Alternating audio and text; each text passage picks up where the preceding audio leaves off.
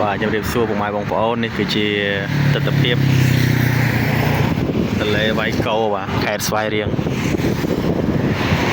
តែបត់លោកតានៅវណេតជ្រៀងស្រណោះមលុបស្វាយមិនឆ្ងាយទន្លេវាយកោខ្ញុំនេះបានមកដល់ហើយបាទនេះនៅខាងនោះទៀតនោះម៉ោង12ថ្ងៃត្រង់រៀងក្តៅរីកបងប្អូនអើយឈប់ជោគមលុបនេះលុបដើមពេកខ្យល់ថតទេសភាពឲ្យបងប្អូនមើលបាទ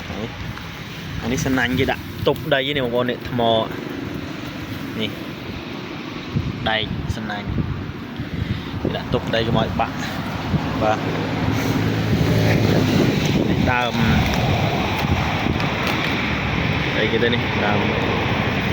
ត្រាវដើមស្អីខ្លះផ្លូវមិនផ្លូវកែបទេដើមស្អីគេទន្លេវាយកោបងប្អូននៅខេត្តស្វាយរៀងបាទមកដល់ហើយក៏ថតចែកជូនបងប្អូនទស្សនាតែម្ដងទៅបាទជាពិសេសបងប្អូននៅក្រៅស្រុកដែរមិនដែលបានមកដល់ទឹកដីខេត្តស្វាយរៀងអញ្ចឹងទៅក៏លើតបត់តានៅវណេតជ្រៀងផ្លូវនេះមកពីភ្នំពេញបងប្អូនបាទនៅខាងនេះវិញនេះទៅខាងបាវិតខ្ញុំមកពីបាវិតក្រុងបាវិតខេត្តអានេះខេត្តស្វាយរៀងបងពីស្វាយរៀងទៅបាវិតដី40គីឡូបាទពីខេត្តទៅក្រុងបាវិតដី40គីឡូដែរអត់នៅជាប់គ្នាទេបាទ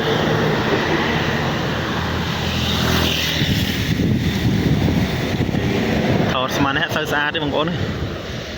ថតល្ងាចតិចមិនស្អាតអញ្ចឹងខ្ញុំមកដល់ស្មាននេះបញ្ញាប់ឡើងទៅពេញវិញនេះនឹងអាគារស្អីអាគារក៏បូរីគេឡើងស្កេមទៀតហ្នឹង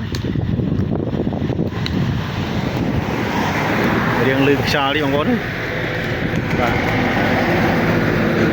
អរគុណច្រើនបងប្អូនវីដេអូថតបានតែប៉ុណ្្នឹងទេអត់មានអីរៀបរាប់ទេទោះបន្តិចទៀតហ្នឹងត្រូវ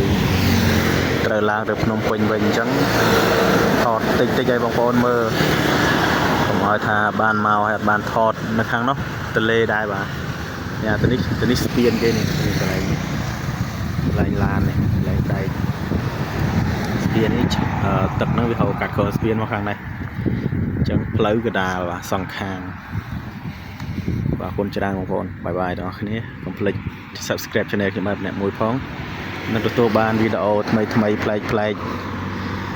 សម្រាប់ទស្សនាកម្សាន្តផងដែរបាទសូមអរគុណ